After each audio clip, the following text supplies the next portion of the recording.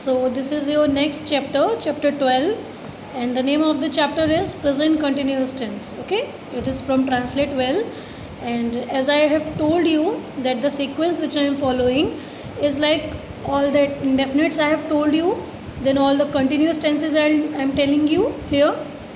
Then after that I will tell you the all perfect tenses, and after that perfect continuous tenses. Okay, आपकी book का sequence थोड़ा सा अलग है विच I am not following. ठीक है, जो सीक्वेंस मैं फॉलो कर रही हूँ ये मैंने पिछली वीडियोस में भी बताया है.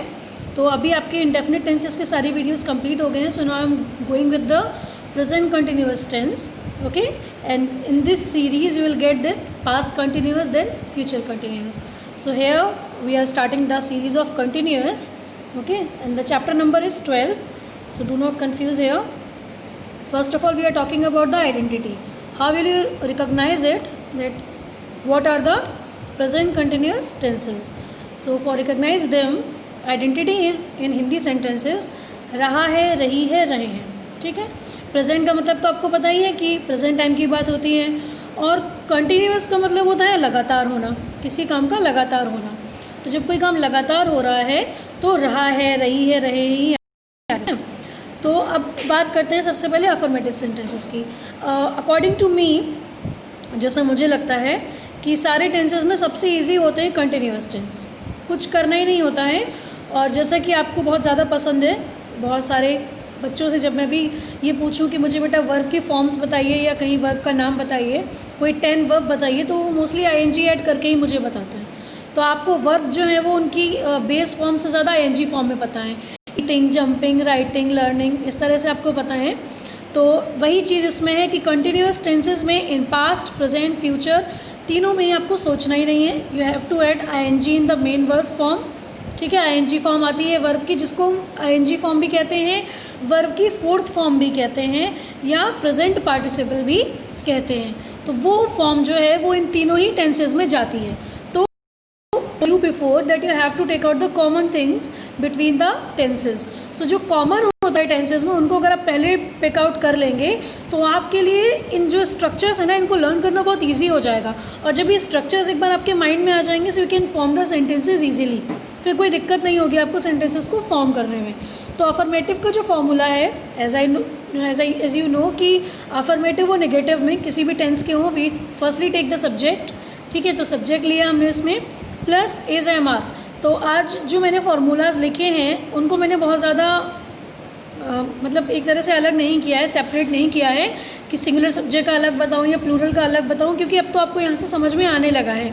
और ये चीज़ तो ऐसी है which is available in class first. ठीक है, फर्स्ट के बच्चों को भी बताया जाता है कि इसका यूज़ किसके साथ होगा, आर का यूज़ किसके साथ होगा, एम का यूज़ किसके साथ होगा. So it is very easy thing. तो सब्जेक्ट प्लस हम लेंगे एक हेल्पिंग वर्ब, है ना, एज एम आर में से according to the subject. Subject हमारा अगर सिंगुलर है तो एज आएगा, प्लूरल है तो आर आएगा, और अगर आई है तो एम आएगा. प्लस हमारी वर्ब की फोर्थ फॉर्म मैंने ऊपर 4 बनाया है, और आईएनजी भी लगा दिया है जिससे आपको समझने में दिक्कत ना हो. वर्ब 4 आईएनजी मतलब वर्ब की आईएनजी फॉर्म प्लस ऑब्जेक्ट.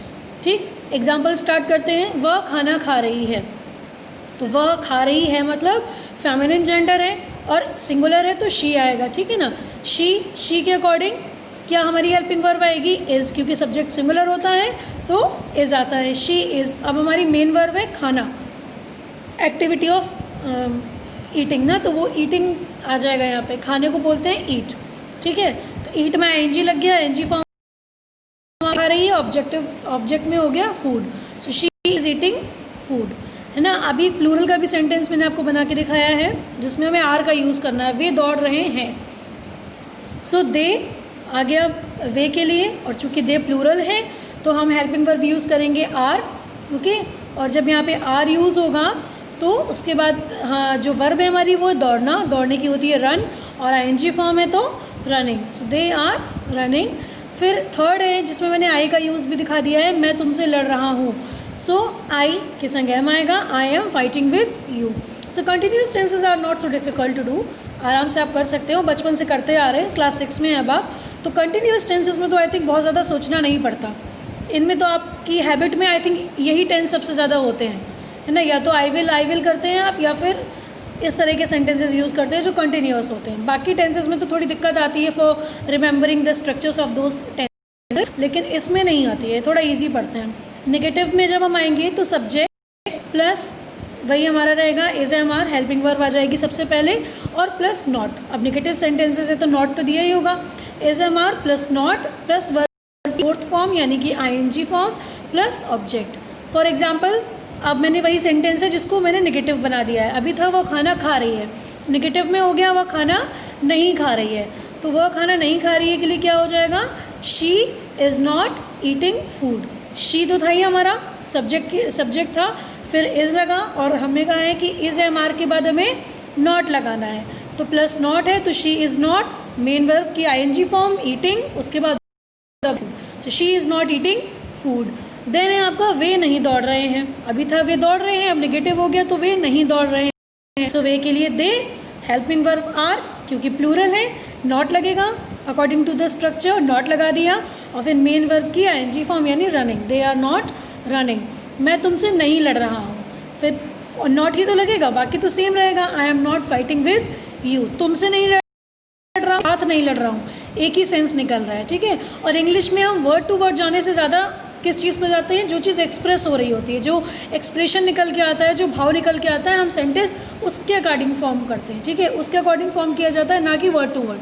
तो तुमसे मतलब तुम्हारे साथ, तो विद यू। निगेटिव हो गया यहाँ पे। अब हम इंटरोगेटिव की बात करेंगे, तो इंटरोगेटिव फर्स्ट टाइप दिया है यहाँ पे, क्या से शुरू होने वाले जो वाक्य होते हैं उसमें सबसे पहले कोई भी इंटरोगेटिव हो, फर्स्ट टाइप वाले में क्या होता है, सबसे पहले हेल्पिंग वर्ब आती है, तो is slash am slash are, कोई एक मतलब according to the subject plus not अगर दिया हो। ये तो मैंने पिछली वीडियोस में बताया है कि कभी कभी इंटरोगेटिव सेंटेंस भी नॉट के साथ होते हैं, नेगेटिव सेंस में होते हैं, तो नॉट भी लगाना पड़ता है, पर अगर दिया है तो लगाएंगे, अदरवाइज नहीं लगाएंगे, ठीक है। प्लस आपका नीचे वर्ब की ING form plus object and plus important thing is question mark in the interrogative sentences. So this is the formula of interrogative first type. अभी एग्जाम्पल देखेंगे इसका, क्या रीता कपड़े धो रही है, ठीक है। अभी क्या रीता जो है वो लड़की है और एक लड़की है, एक का ही नाम है ना, कोई दो नाम तो है नहीं इसमें, एक नाम है यानी सब्जेक्ट सिंगुलर है, तो हमें इज़ लेना है या आर लेना है, एम तो हम लेंगे नहीं, इज़ लेंगे या आर लेंगे, तो हमने इज़ लिया, इज़ रीता। अब है मेन वर्ब में आईएनजी फॉर्म आएगी, तो इज़ रीता धोने की होती है वॉश, तो हो जाएगा वॉशिंग, इज़ रीता वॉशिंग। अब क्या धो रही है, ऑब्जेक्ट क्या है, क्लोथ्स, तो is Rita washing the clothes, then I have put the question mark, okay.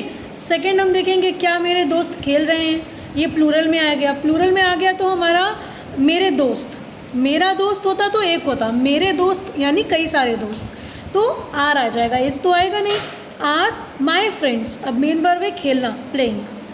अब ये आपकी इंट्रांसिटिव वर्ब है क्योंकि इसमें आपको कोई ऑब्जेक्ट तो दिख नहीं रहा है, आर माई फ्रेंड्स प्लेइंग, यहीं पे ख़त्म हो गया सेंटेंस, और ये कंप्लीट भी है, इनकम्प्लीट भी नहीं है, तो ये इंट्रांसिटिव वर्ब है। इस तरह से आप समझ सकते हैं ना। अगला जिसको आई के साथ बनाया है, क्या मैं कूद रही हूँ, सो एम आई, कूदने की होती है जंप, आईएनजी लगा दिया तो jumping and question mark, okay. तो ये फर्स्ट टाइप ऑफ इंटरोगेटिव हो गए। सेकेंड टाइप, जिनके वाक्य के बीच में प्रश्नवाचक शब्द आता है, ठीक है, क्वेश्चन वर्ड आता है, तो जैसा मैंने पहले भी बताया है, pick out the common things, तो इंटरोगेटिव दोनों में ही यानी फर्स्ट टाइप और सेकेंड टाइप दोनों में क्या कॉमन है कि उनका फॉर्मूला बिल्कुल सेम होता है, उनका स्ट्रक्चर बिल्कुल सेम होता है, केवल सेकेंड टाइप ऑफ इंटरोगेटिव में क्वेश्चन वर्ड एक लग जाता है आगे, बाकी helping verb, then subject, then not अगर दिया है, प्लस वर्ब की form, plus object, plus question mark, पूरा structure as like the first type of interrogative वैसा ही होता है, सिर्फ क्वेश्चन वर्ड लग जाता है। तो question word plus is am या आर, ठीक है, प्लस सब्जेक्ट, प्लस नॉट अगर दिया है, प्लस वर्ब और वर्ब के आईएनजी फॉर्म, प्लस ऑब्जेक्ट और plus question mark. So example है, रीता कपड़े कहाँ धो रही है, ठीक, तो कहाँ के लिए आ गया वेयर। अब हमें लाना है इज एम आर में से कुछ, तो रीता वाला सेंटेंस हमने बनाया था, सिंगुलर है, सो वेयर इज, फिर सब्जेक्ट है रीता, प्लस नॉट तो दिया नहीं है तो नहीं लगाएंगे, मेन वर्ब की ING form washing the clothes, तो where is Rita washing the clothes.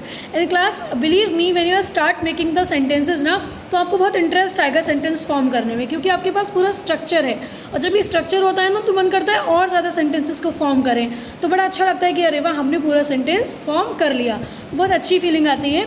अभी एक नेगेटिव वाला मैंने इसमें बना के दिखाया है कि मेरे दोस्त क्यों नहीं खेल रहे हैं, है ना, तो क्यों नहीं आ गया, यानी नेगेटिव सेंटेंस आया है।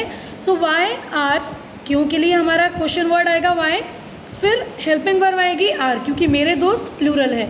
So why are my friends, अब नेगेटिव है तो नॉट लगा after the subject. So why are my friends not playing, तो हेयर द सेंटेंस फॉर्म्ड। ठीक है ना, तो ये आपका हो गया प्रेजेंट कंटिन्यूअस टेंस। और अगर इसमें आपको कुछ नहीं समझ में आया है, something difficult for you, so you can ask me on the WhatsApp group and wait for the past continuous tense video. Thank you.